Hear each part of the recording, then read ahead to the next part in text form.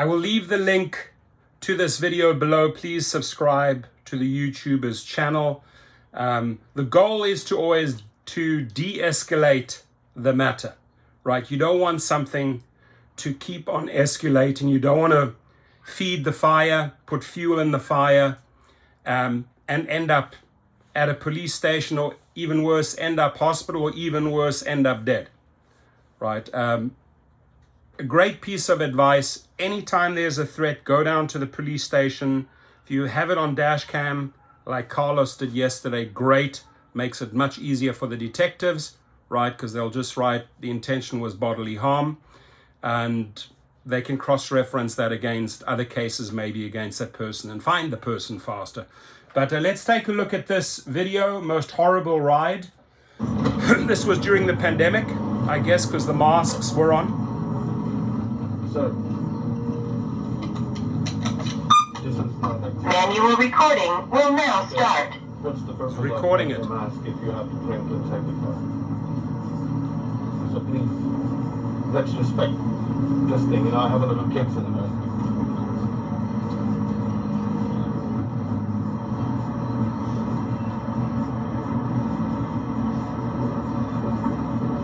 He's keeping his mouth shut and his anger inside, because had he said something now, that trip would have ended. So he's going to wait till the end. And then all hell breaks loose. But he asked nicely, right? This is during the pandemic. Many of you had these type of conversations. Many of you were worried. But again, it's how Lyft and Uber put these type of characters in your car.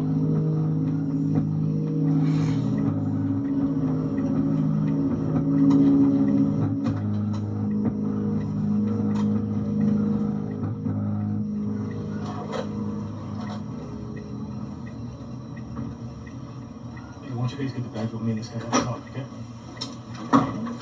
Get the bag, me and this guy have to talk. Come on, let's go outside and have a talk about manners. Sorry, sir? Let's go outside and have a talk about manners. Okay? Let's talk about manners. Manual recording will now Why start. do you want to become outside? Because you don't talk to me that way. I'll do whatever the fuck I want, okay? Oh, I can do what the fuck you don't. It's our car, buddy. You need to step outside and have a talk about manners. A long fucking time. We'll talk about manners. We're gonna have a talk about manners. I have a little kids in Hey, town. but you need to realize you don't fucking talk to people that way. I'm the wrong motherfucker, asshole. I'm the wrong motherfucker. You're I'm lucky the I'm wrong here. I got my motherfucker. kids here. And my wife. I don't give a fuck about you or your fucking kids. You talk to me in fucking respect. Okay? You understand? That's it. There doesn't have to be respect. These were laws that Uber and Lyft put in place. The passengers were warned, right? That's your conversation right there. I don't have to pay you any respect. Those are the laws. That's what Uber and Lyft. Are you not following it? Then you need to get out. If one more word from you and you're 911, right? We can escalate this if you want to. We don't have to, but don't go on the defense, right? At this moment, don't go on the defense. This is when you just want to reach down 911 and the guy's going to go, what the fuck you doing? He might try to grab your phone, but be ready to get out of the car, dial the 911. Everything at this moment has constituted a threat, and it's caught on cam. And he knows that the dash cam is running, right? It specifically said you're now being recorded. My guess is he's pretty pumped up, so he's probably on juice, he's probably on roids, usually way, way more aggressive. These are type of things that you can pay attention to. If someone has above average biceps and body, right, and they pumped up, they could be on juice. And if you on juice, on testosterone, it's going to go through the roof. But no one tells the driver, hey, we're going to get out of the car and talk about manners, right? He did the right thing. He stays in the car at that point and he's recording. Now, if there's any threat, it's 911, ladies and gentlemen, right? Let's continue. Hey, you! Fuck this shitty car. It smells like fucking ass. Once you get out of here, we'll talk. Open the door. Once you open the door, we'll have a conversation. Huh, big guy? Look, sir. Get the fuck out of the car. Look. Get the fuck out of the car. We're gonna have a nice long talk, okay? Go look at this shitty fuck. Look at this fucking shithole. Go fuck yourself. Fuck your nasty fucking kids. Fuck you kids, sir. What are you looking at? Get the fuck out of the car, bitch.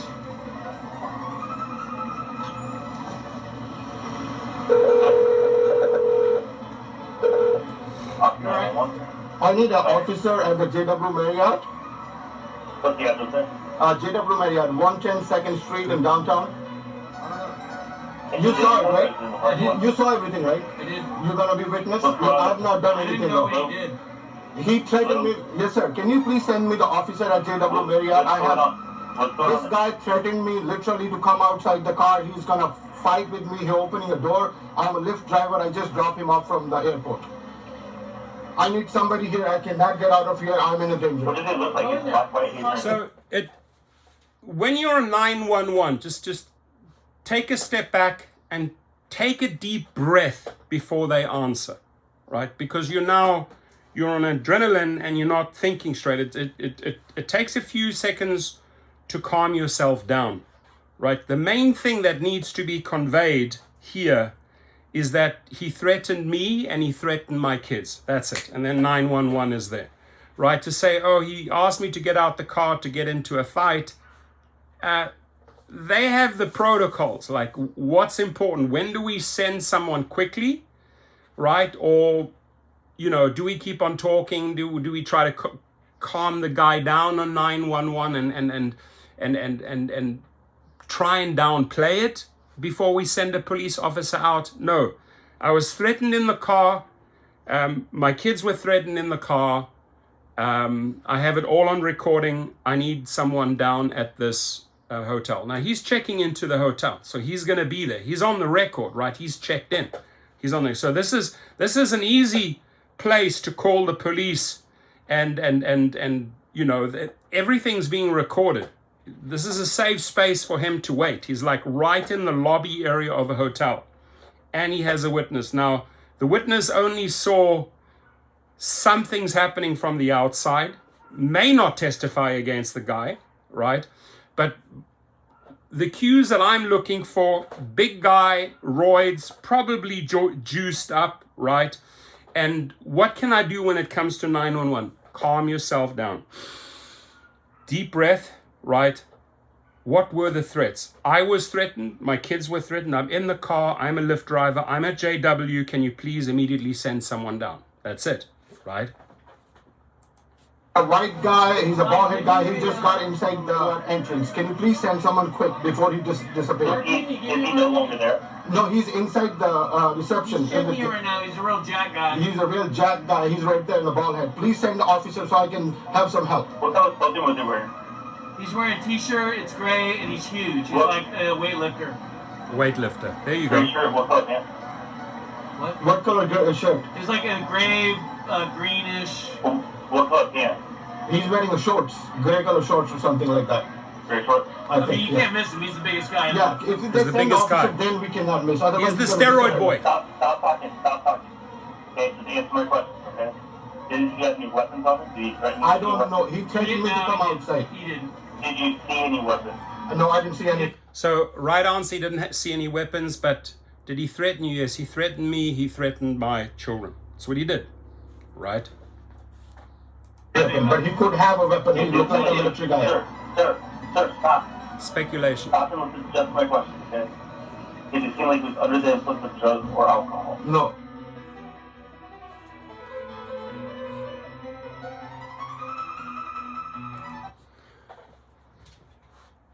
You've got him on, you've got the recording. Go down to the police station. They can maybe, you can take a lot of action here, right? You could sue the company. You could attach the hotel, JW, right? Because he was there at the hotel when he made the threats. At least that way you might be able to subpoena his name, because Lyft will not always cooperate. You want to systematically shut people like this down, right? And the good thing is you have a witness. Doesn't get better than that.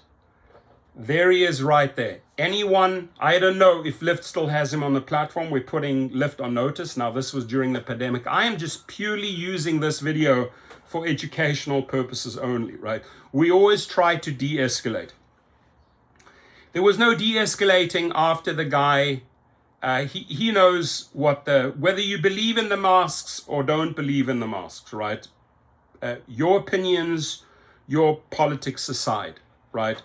The protocol that Uber and Lyft put in the place for passengers and drivers was to wear a mask. If they weren't wearing a mask, you were allowed to deny them, you could report them.